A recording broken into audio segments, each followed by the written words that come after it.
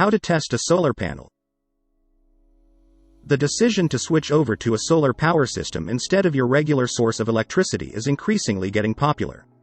Solar power has become immensely recognized in recent years due to all the benefits that it has to offer.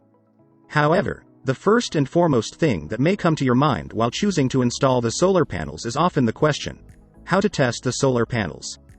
Although many people tend to ignore the process and jump off straight to the installation procedure, it is essential to check the panel's output to save yourself from the installation of non-functional ones. Therefore, let's find out how to test a solar panel, going further into this video. Things to check before you test a solar panel.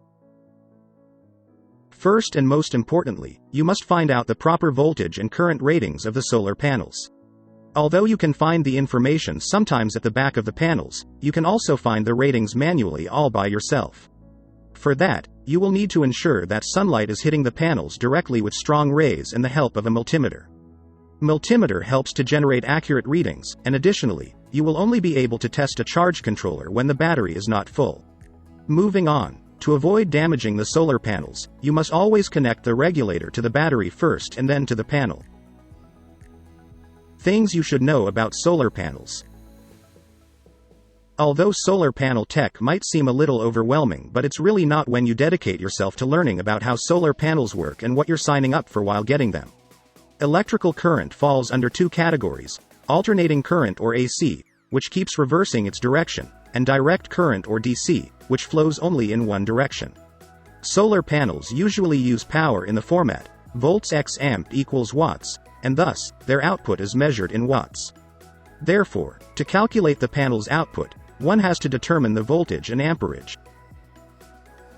1. How to test the amperage of the solar panel. For this, you will require an amp meter, which is usually attached to the solar panel, to obtain the correct amperage reading. Test the panel under direct sunlight, and don't buy an amp meter that is lower than the solar panel's output. 2. How to test the voltage of the solar panel. For this, you will require a multimeter and registers. You will need a good quality multimeter, preferably the one that can read current and voltage, a variable resistance box to know the settings while fixed in the circuit, and a proper place to record the readings like the spreadsheet program, a paper, and a pen. Finally, you will also require short lengths of wire for securing the connection. Although solar panels generate direct currents, most home appliances work using alternate currents. This is why we use an inverter that converts electricity from DC to AC. How to use a multimeter to test a solar panel. To begin with, a multimeter is a handheld device used to determine amperage, voltage, and other similar values.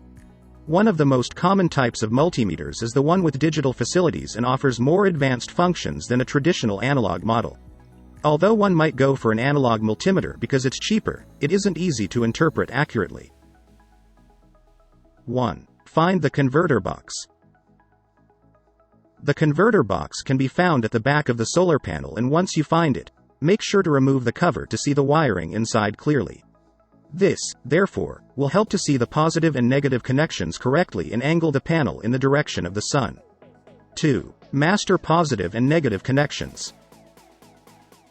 It is extremely important to master positive and negative connections to ensure the excellent performance of your solar panels.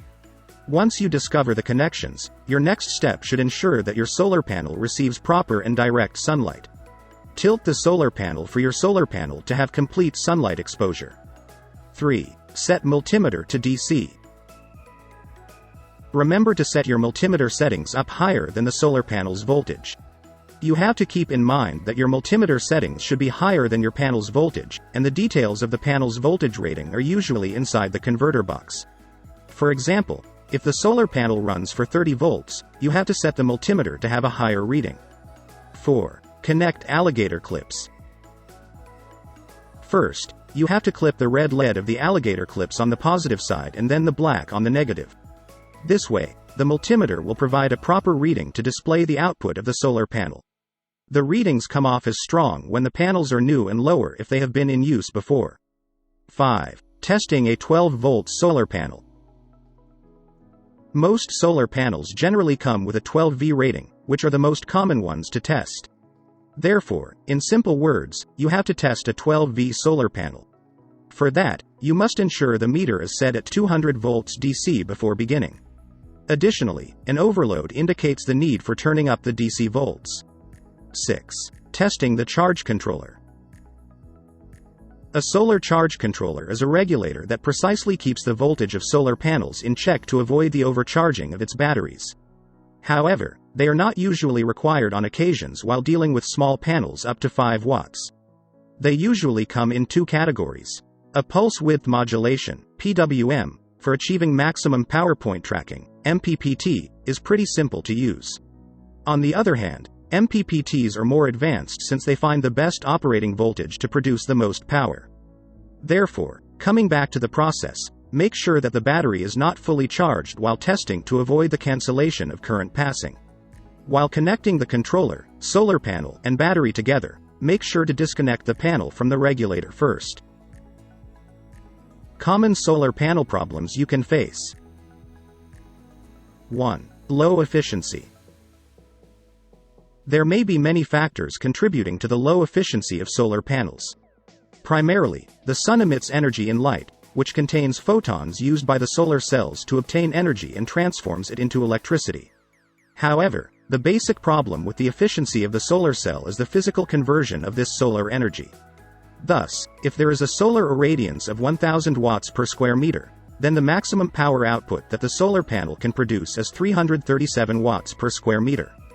Another critical point is that insolation can also affect the solar module efficiency because current leakages can occur along the edges of solar panels. Thus, insolation resistance is an extremely important point as higher voltage systems need better insulation properties. Similarly, higher temperatures, such as extreme heat, can also cause electrical losses and voltage drops. Additionally, the orientation of the solar panels and the presence of a solar tracking system have a greater impact on the overall efficiency and performance of the solar panels. Also, dust and dirt are the true enemies of solar panels as they're contaminating elements that can greatly influence their efficiency values. Therefore, it is of utmost importance to keep the panels clean and free of any dust or dirt residues. However, the main difference in solar panels' efficiency values of different panel types is the nature of how they are manufactured. 2. Faulty wiring.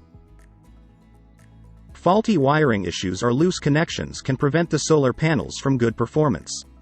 If there are visible corroded cables, you must contact an electrician to sort out the problem. 3. Cracks on the solar panels. Although the cracks on the solar panel are usually so tiny that they can be easily missed out on, the damages generally grow more extensive, primarily due to the impact of weather. Often, small cracks occur while shipping the solar panels as a result of being mishandled. 4. Hotspots. Hotspots are dangerous for your solar panels and may have the power to even destroy the entire solar system at once. Therefore, ensure that the panels are never overheated or overloaded and keep it free from dirt and dust. Residues of dirt on the panels and poorly soldered joints can also cause hotspots. 5. Inverter issues. Solar panels are known to have a considerably long shelf life, anywhere between 20 to 30 years. However, inverters, on the contrary, are short-lived, approximately 10 to 15 years. Thus, if your inverter starts to behave funny, it's time for you to get it replaced. You may check the manufacturer's terms or consider checking for a warranty to get a replacement. Despite these minor inconveniences, it is totally worth installing solar panels. The upsides far outweigh these trivial cons.